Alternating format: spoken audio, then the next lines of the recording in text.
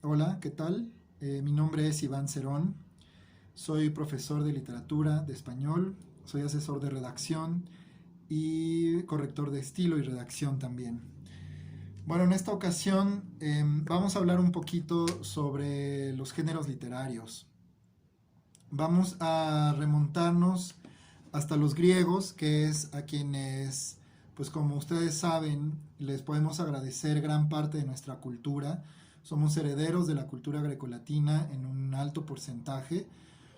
Gran parte de esta cultura, de esta en particular de la herencia literaria griega y latina, pues también como es sabido se perdió en un incendio en el incendio de la biblioteca de Alejandro Magno. Sin embargo, aún así, gran parte de esta cultura pues sí atravesó los siglos hasta y nutrió el suelo cultural de la vida moderna, del mundo moderno, de manera que pues nosotros somos herederos en gran parte de esta literatura y de este pensamiento antiguo.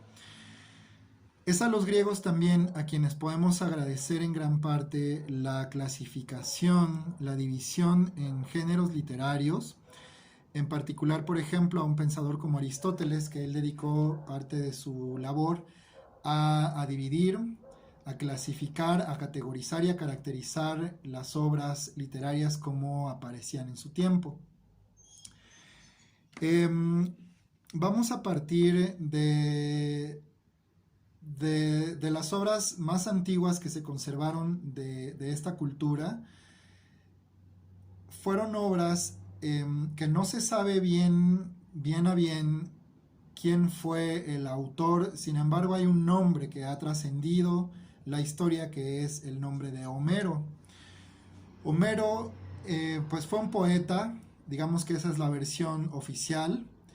Sin embargo hay fuentes, hay autores y hay una especie pues muy interesante también de confusión respecto a si Homero realmente existió o si el término Homero se refirió o se refería a un grupo de poetas quienes crearon las obras denominadas así homéricas. En primer lugar, bueno, las dos grandes obras homéricas que se conservan son la Ilíada y la Odisea. Fueron escritos en versos que se llaman hexámetros y pertenecen estas obras pues sí, a un género denominado específicamente épica, que tiene pues sus características. En estas obras, Homero, quien haya sido, recupera gran parte de las costumbres, de la cultura, de los valores y de la mitología de la Grecia antigua. La épica se refiere a un género en el cual, como es el caso, se relatan principalmente hazañas heroicas. En el caso, por ejemplo, de la Odisea que tenemos aquí, se relatan las aventuras de Ulises o de Odiseo. En el caso de la Ilíada, se relata pues los años previos a la guerra de Troya y los primeros años de esta guerra, que en realidad duró 10 años. Y bueno, y en la Ilíada se contienen las hazañas, las pues proezas, digamos, todas las implicaciones también que tuvieron pues todas los vericuetos, vamos, que atraviesa Aquiles, que es un guerrero griego, a través de esta batalla. Y bueno, la relación entre Aquiles, por ejemplo, y también el pueblo, los soldados y sus deidades, ¿no? Las deidades participan de la batalla activamente, se negocian, se atacan entre ellos, etc. Entonces es una batalla, la de Troya, en la cual intervienen. De hecho, originalmente la batalla es suscitada desde el Olimpo por las mismas deidades griegas. A partir de este momento, se va desarrollando la cultura literaria griega y nacen alrededor de esta Ilíada y Odisea. Estamos hablando alrededor del siglo IX a.C. Más o menos alrededor del siglo VII antes de Cristo nace un nuevo género, también muy acorde con el momento cultural, que es la tragedia. La tragedia ya no es un género épico, es un género denominado drama. El drama, digamos, como un género completo, no como un subgénero, sino como un género, el drama se refiere a toda la literatura teatral, a la literatura que está elaborada, que está escrita para ser representada. Entonces, toda la dramática son todas las obras teatrales. Es el género literario por excelencia que está escrito para ser representado.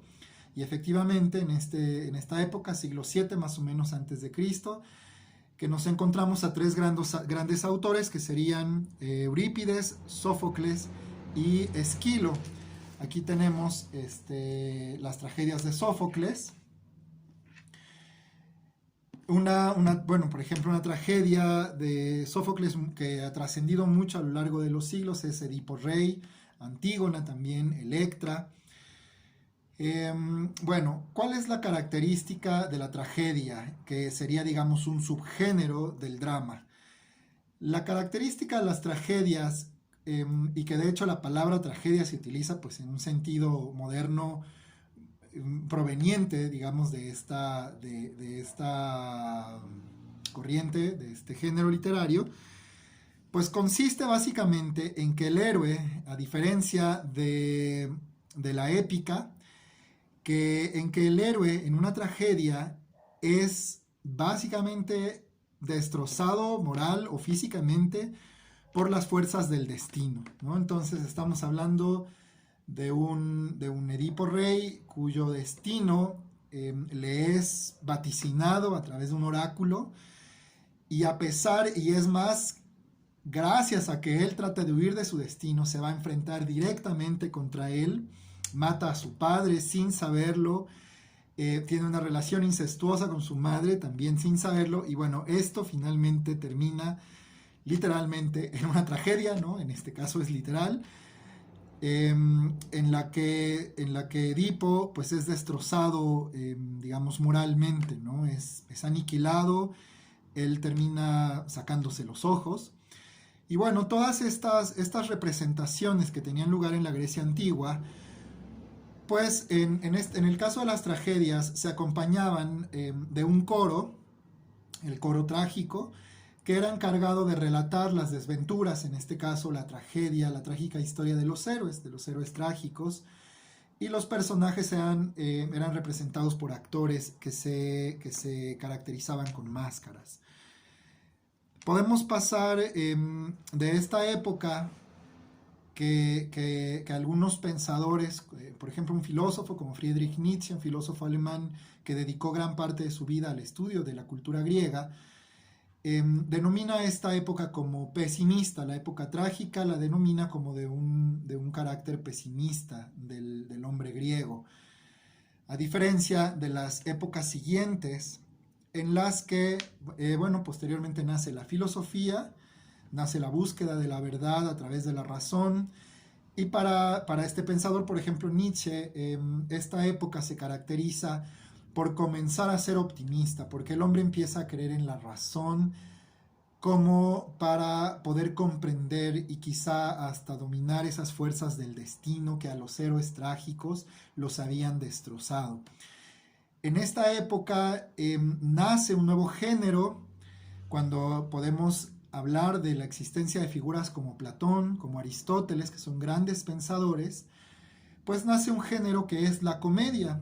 Algunos autores, quizá como Nietzsche, no estoy muy seguro, pero algunos pensadores o analistas de estas épocas refieren que la comedia, cuyas características a continuación definiré, es un género que surge cuando hay decadencia social y política en los pueblos.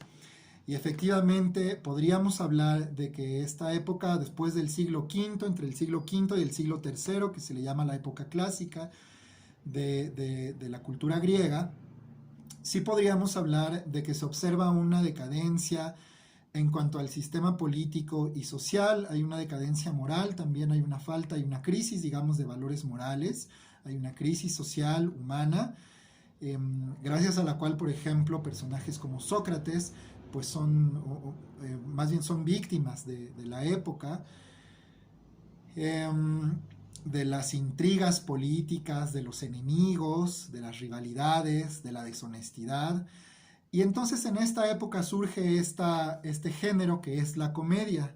La comedia pues tiene las características de que finalmente, como su nombre lo indica, como la palabra ahora es utilizada, es una sátira, es una parodia, está destinada a caricaturizar a aquellos personajes a los que retrata pues de una manera grotesca, trata de ridiculizar.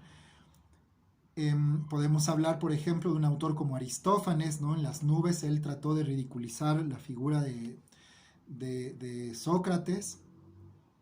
Y bueno, pues correspondería, digamos, a un ambiente político difícil, de crisis, en el que probablemente pues, sea un suelo fértil para la burla, para la parodia, para la caricatura. Entonces aquí nace la comedia.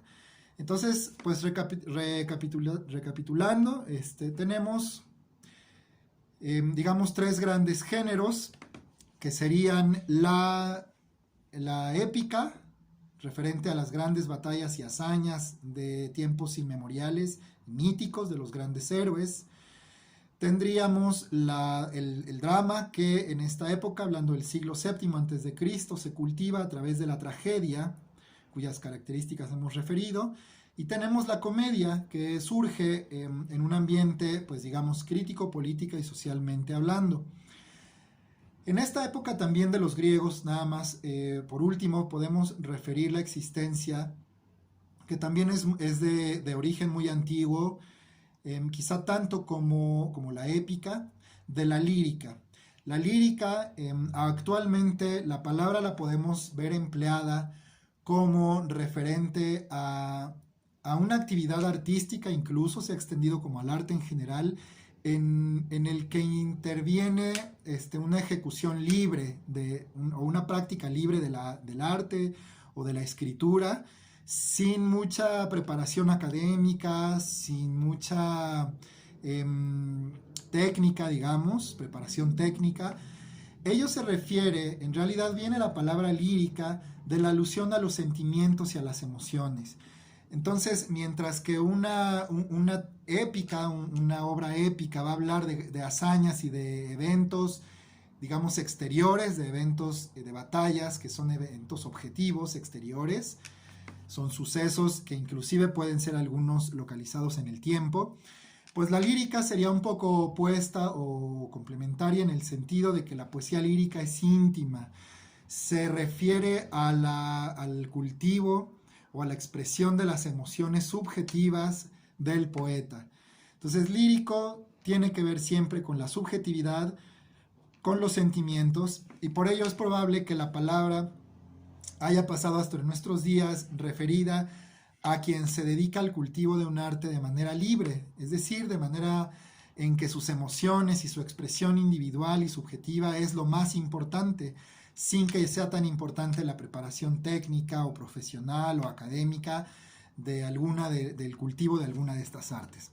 Entonces, bueno, pues estos serían géneros característicos de la época clásica antigua, de los griegos, quienes, repito, pues fueron gran parte del suelo alimenticio de la cultura moderna a la cual pertenecen nuestras sociedades contemporáneas. Gracias y hasta luego.